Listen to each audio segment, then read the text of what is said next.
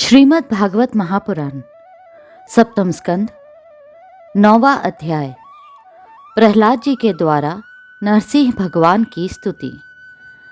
नारद जी कहते हैं, इस प्रकार ब्रह्मा, शंकर आदि सभी देवगण नरसिंह भगवान के क्रोधावेश को शांत न कर सके और न उनके पास जा सके। किसी को उसका ओर छोर नहीं दिखता था।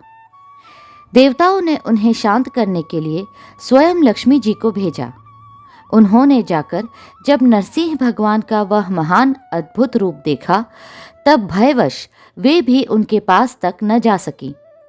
उन्होंने ऐसा अनूठा रूप न कभी देखा और न सुना ही था।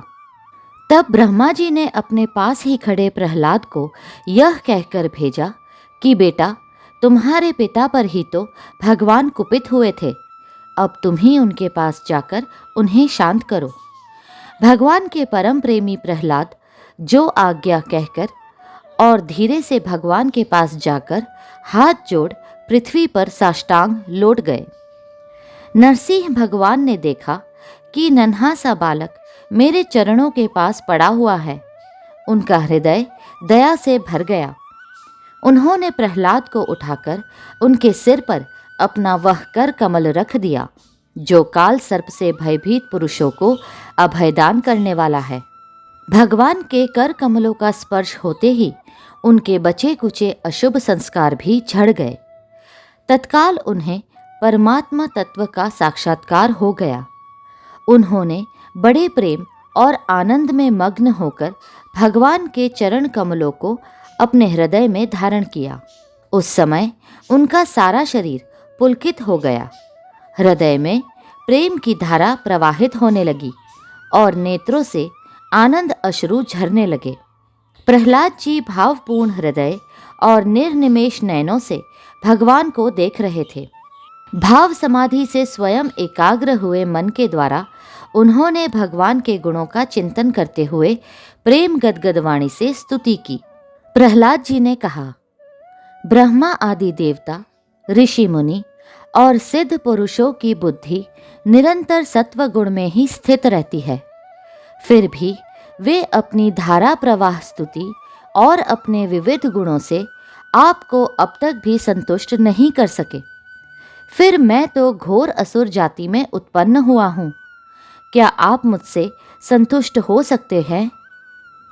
मैं समझता हूँ कि धन, कुलीनता, रूप, तप, विद्या, ओज, तेज, प्रभाव, बल, पौरुष, बुद्धि और योग, ये सभी गुण परम पुरुष भगवान को संतुष्ट करने में समर्थ नहीं है। परंतु भक्ति से तो भगवान गजेंद्र पर भी संतुष्ट हो गए थे। मेरी समझ से इन 12 गुणों से युक्त ब्राह्मण भी यदि भगवान कमल नाभ के चरण कमलों से विमुख हो तो उससे वह चांडाल श्रेष्ठ है जिसने अपने मन, वचन, कर्म, धन और प्राण भगवान के चरणों में समर्पित कर रखे हैं। क्योंकि वह चांडाल तो अपने कुल तक को पवित्र कर देता है और बड़प्पन का अभिमान रखने वाला वह ब्राह्मण अपने को भी पवित्र नहीं कर सकता। सर्वशक्तिमान प्रभु अपने स्वरूप के साक्षात्कार से ही परिपूर्ण है। उन्हें अपने लिए शूद्र पुरुषों से पूजा ग्रहण करने की आवश्यकता नहीं है। वे करुणावश ही भोले भक्तों के हित के लिए उनके द्वारा की हुई पूजा स्वीकार कर लेते हैं। जैसे अपने मुख का सौंदर्य दर्पण में दिखने वाले प्रतिबिंब को भी सुंदर बना देता है, वैसे ही भक्त भगवान के प्रति जो जो सम्मान प्रकट करता है वह उसे ही प्राप्त होता है। इसलिए सर्वथा अयोग्य और अनधिकारी होने पर भी मैं बिना किसी शंका के अपनी बुद्धि के अनुसार सब प्रकार से भगवान की महिमा का वर्णन कर रहा हूँ। इस महिमा के गान का ही ऐसा प्रभाव है कि अविद्यावश संसार चक्र में पड़ा हुआ जीव तत्काल पवित्र हो जाता है। भगवन, आप सत्व गुण के आश्रय है। ये ब्रह्मा आदि सभी देवता आपके आज्ञाकारी भक्त हैं। ये हम दैत्यों की तरह आपसे द्वेष नहीं करते। प्रभु, आप बड़े बड़े सुंदर सुंदर अवतार ग्रहण करके इस जगत के कल्याण एवं अभ्युदय के लिए तथा उसे आत्मानंद की प्राप्ति कराने के लिए अनेकों प्रकार की लीलाएं करते हैं। जिस असुर को मारने के लिए आपने क्रोध किया था वह मारा जा चुका है। अब आप अपना क्रोध शांत कीजिए। जैसे बिच्छू और सांप की मृत्यु से सज्जन भी सुखी ही होते हैं, वैसे ही इस दैत्य के संहार से सभी लोगों को बड़ा सुख मिला है। अब सब आपके शांत स्वरूप के दर्शन की बाट जोह रहे हैं। नरसिंहदेव, भय से मुक्त होने के लिए भक्तजन आपके इस रूप का स्मरण करेंगे। परमात्मन, आपका मुख बड़ा भयावना है। आपकी जीभ लपलपा रही है, आंखें सूर्य के समान है, भौं है चढ़ी हुई है, बड़ी पैनी दाढ़े है, आंतों की माला, खून से लथपथ गर्दन के बाल, बरछे की तरह सीधे खड़े कान और दिग्गजों को भी भयभीत कर देने वाला सिंहनाद एवं शत्रुओं को फाड़ डालने वाले आपके इन नखों को देखकर मैं तनिक भी भयभीत नहीं हुआ हूँ। दीनबंधो, मैं भयभीत हूँ तो केवल इस असह्य और उग्र संसार चक्र में पिसने से। मैं अपने कर्म पाशों से बंधकर इन भयंकर जंतुओं के बीच में डाल दिया गया हूँ। मेरे स्वामी, आप प्रसन्न होकर मुझे कब अपने उन चरण कमलों में बुलाएंगे जो समस्त जीवों की एकमात्र शरण और मोक्ष स्वरूप है। अनंत, मैं जिन जिन योनियों में गया उन सभी योनियों में प्रिय के वियोग और अप्रिय के संयोग से होने वाले शोक की आग में झुलसता रहा। उन दुखों को मिटाने की जो दवा है वह भी दुख रूप ही है। मैं न जाने कब से अपने से अतिरिक्त वस्तुओं को आत्मा समझकर इधर उधर भटक रहा हूँ। अब आप ऐसा साधन बतलाइए जिससे कि आपकी सेवा भक्ति प्राप्त कर सकूं। प्रभु, आप हमारे प्रिय हैं, अहेतुक हितैषी सुहृद है। आप ही वास्तव में सबके परम आराध्य है। मैं ब्रह्मा जी के द्वारा गाई हुई आपकी लीला कथाओं का गान करता हुआ बड़ी सुगमता से राग आदि प्राकृत गुणों से मुक्त होकर इस संसार की कठिनाइयों को पार कर जाऊंगा, क्योंकि आपके चरण युगलों में रहने वाले भक्त परमहंस महात्माओं का संग तो मुझे मिलता ही रहेगा। भगवान नरसिंह, इस लोक में दुखी जीवों का दुख मिटाने के लिए जो उपाय माना जाता है वह आपके उपेक्षा करने पर एक क्षण के लिए ही होता है। यहाँ तक कि माँ बाप बालक की रक्षा नहीं कर सकते, औषधि रोग नहीं मिटा सकती और समुद्र में डूबते हुए को नौका नहीं बचा सकती। सत्व आदि गुणों के कारण भिन्न भिन्न स्वभाव के जितने भी ब्रह्म आदि श्रेष्ठ और काल आदि कनिष्ठ करता है उनको प्रेरित करने वाले आप ही है। वे आपकी प्रेरणा से जिस आधार में स्थित होकर, जिस निमित्त से, जिन मिट्टी आदि उपकरणों से, जिस समय, जिन साधनों के द्वारा, जिस अदृष्ट आदि की सहायता से, जिस प्रयोजन के उद्देश्य से, जिस विधि से जो कुछ उत्पन्न करते हैं या रूपांतरित करते हैं, वे सब और वह सब आपका ही स्वरूप है। पुरुष की अनुमति से काल के द्वारा गुणों में क्षोभ होने पर माया मनः प्रधान लिंग शरीर का निर्माण करती है। यह लिंग शरीर बलवान, कर्ममय एवं अनेक नाम रूपों में आसक्त छंदोमय है। यही अविद्या के द्वारा कल्पित मन, 10 इंद्रिय और 5 तन्मात्रा, इन 16 विकार रूप अरों से युक्त संसार चक्र है। जन्म रहित प्रभो, आपसे भिन्न रहकर ऐसा कौन पुरुष है जो इस मन रूप संसार चक्र को पार कर जाए। सर्वशक्तिमान प्रभो, माया इस 16 अरों वाले संसार चक्र में डालकर ईख के समान मुझे पेर रही है। आप अपनी चैतन्य शक्ति से बुद्धि के समस्त गुणों को सर्वदा पराजित रखते हैं और काल रूप से संपूर्ण साध्य और साधनों को अपने अधीन रखते हैं। मैं आपकी शरण में आया हूँ। आप मुझे इससे बचाकर अपनी सन्निधि में खींच लीजिए। भगवान, जिनके लिए संसारी लोग बड़े लालायित रहते हैं, स्वर्ग में मिलने वाली समस्त लोकपालों की वह आयु, लक्ष्मी और ऐश्वर्य मैंने खूब देख लिए। जिस समय मेरे पिता तनिक क्रोध करके हंसते थे और उससे उनकी भौहें थोड़ी टेढ़ी हो जाती थी, तब उन स्वर्ग की संपत्तियों के लिए कहीं ठिकाना नहीं रह जाता था, वे लुटती फिरती थी।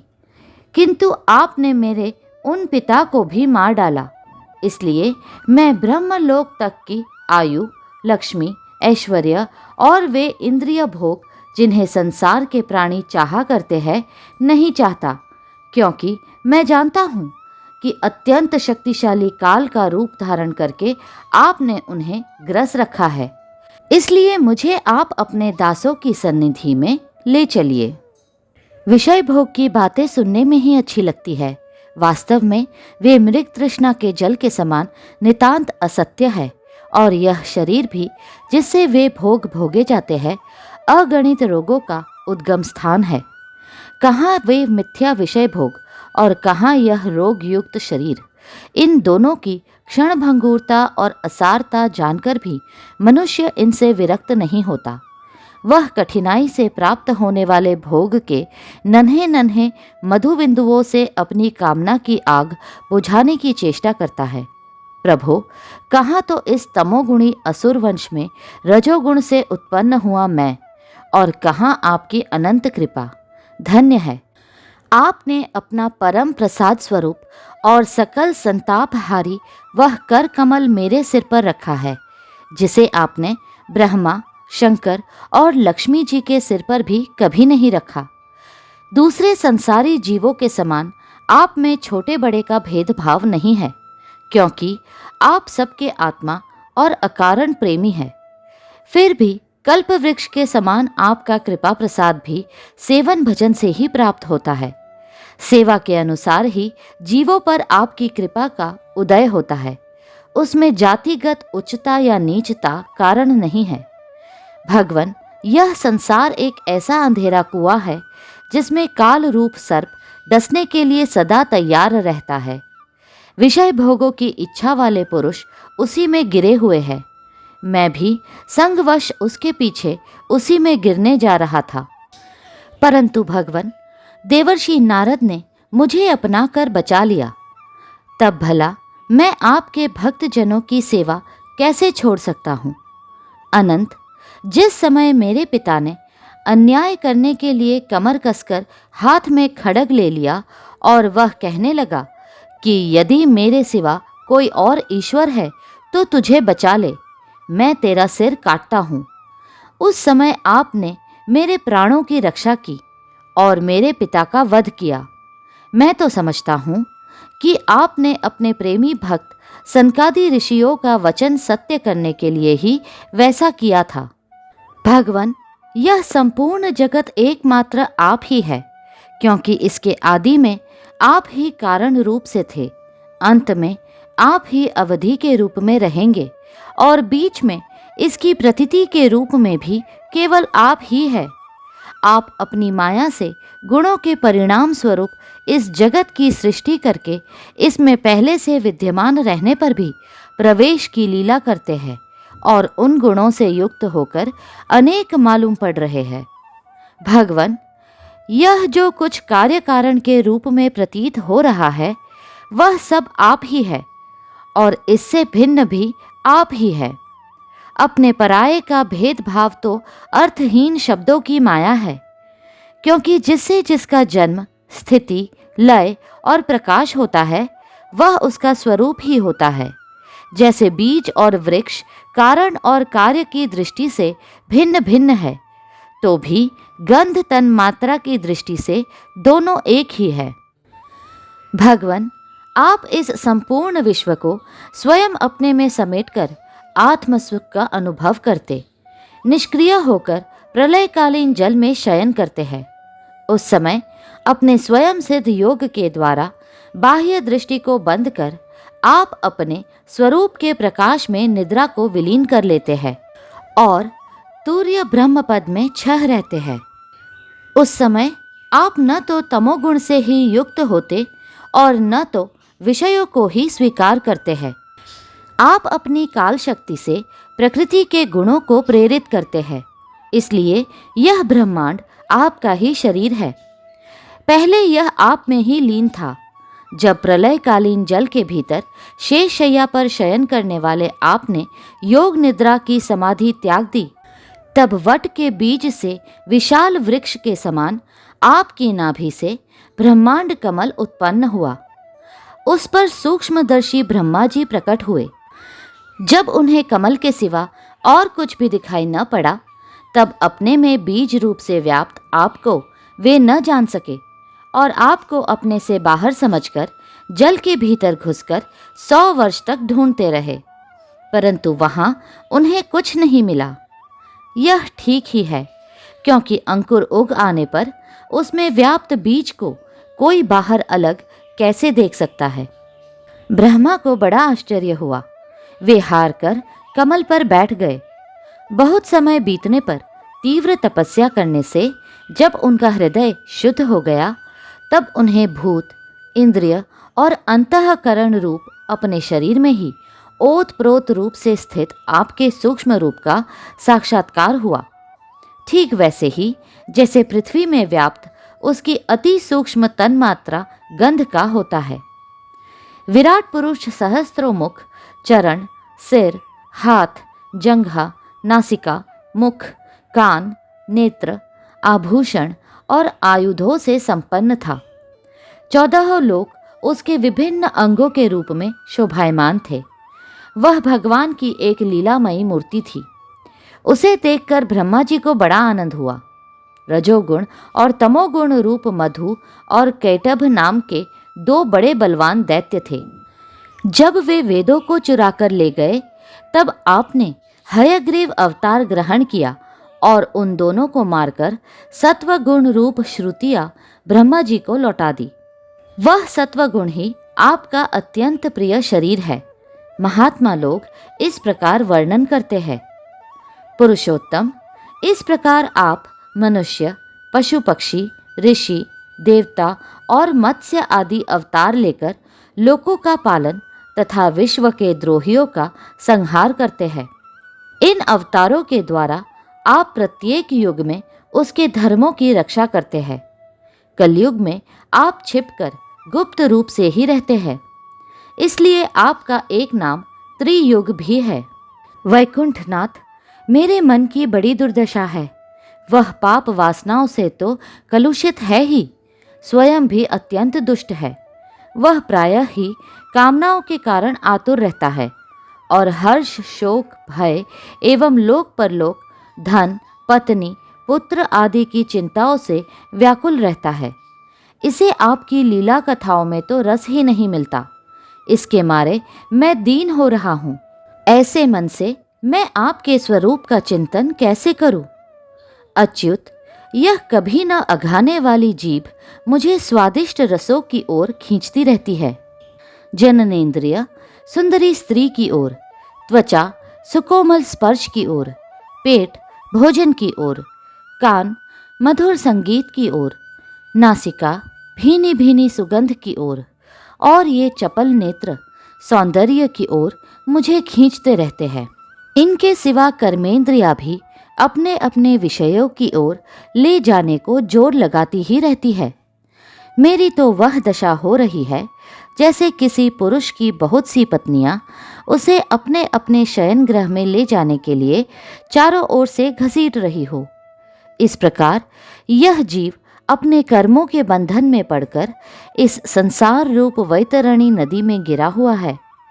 जन्म से मृत्यु, मृत्यु से जन्म और दोनों के द्वारा कर्म भोग करते करते यह भयभीत हो गया है। यह अपना है, यह पराया है। इस प्रकार के भेदभाव से युक्त होकर किसी से मित्रता करता है तो किसी से शत्रुता। आप इस मूढ़ जीव जाति की यह दुर्दशा देखकर करुणा से द्रवित हो जाइए। इस भव नदी से सर्वदा पार रहने वाले भगवन, इन प्राणियों को भी अब पार लगा दीजिए। जगतगुरु, आप इस सृष्टि की उत्पत्ति, स्थिति तथा पालन करने वाले हैं। ऐसी अवस्था में इन जीवों को इस भव नदी के पार उतार देने में आपको क्या प्रयास है? दीन जनों के परम हितैषी प्रभो, भूले भटके मूढ़ ही महान पुरुषों के विशेष अनुग्रह पात्र होते हैं। हमें उसकी कोई आवश्यकता नहीं है, क्योंकि हम आपके प्रियजनों की सेवा में लगे रहते हैं। इसलिए पार जाने की हमें कभी चिंता ही नहीं होती। परमात्मन, इस भव वैतरणी से पार उतरना दूसरे लोगों के लिए अवश्य ही कठिन है, परंतु मुझे तो इससे तनिक भी भय नहीं है, क्योंकि मेरा चित्त इस वैतरणी में नहीं, आपकी उन लीलाओं के गान में मग्न रहता है, जो स्वर्गीय अमृत को भी तिरस्कृत करने वाली परम अमृत स्वरूप है। मैं उन मूढ़ प्राणियों के लिए शोक कर रहा हूँ, जो आपके गुणगान से विमुख रहकर इंद्रियों के विषयों का मायामय झूठा सुख प्राप्त करने के लिए अपने सिर पर सारे संसार का भार ढोते रहते हैं। मेरे स्वामी, बड़े बड़े ऋषि मुनि तो प्रायः अपनी मुक्ति के लिए निर्जन वन में जाकर मौन व्रत धारण कर लेते हैं। वे दूसरों की भलाई के लिए कोई विशेष प्रयत्न नहीं करते, परंतु मेरी दशा तो दूसरी ही हो रही है। मैं इन भूले हुए असहाय गरीबों को छोड़कर अकेला मुक्त होना नहीं चाहता, और इन भटकते हुए प्राणियों के लिए आपके सिवा और कोई सहारा भी नहीं दिखाई पड़ता। घर में फंसे हुए लोगों को जो मैथुन आदि का सुख मिलता है, वह अत्यंत तुच्छ एवं दुख रूप ही है। जैसे कोई दोनों हाथों से खुजला रहा हो, तो उस खुजली में पहले उसे कुछ थोड़ा सा सुख मालूम पड़ता है, परंतु पीछे से दुख ही दुख होता है। किंतु ये भूले हुए अज्ञानी मनुष्य बहुत दुख भोगने पर भी इन विषयों से अघाते नहीं। इसके विपरीत धीर पुरुष जैसे खुजलाहट को सह लेते हैं, वैसे ही काम आदि वेगों को भी सह लेते हैं। सहने से ही उनका नाश होता है।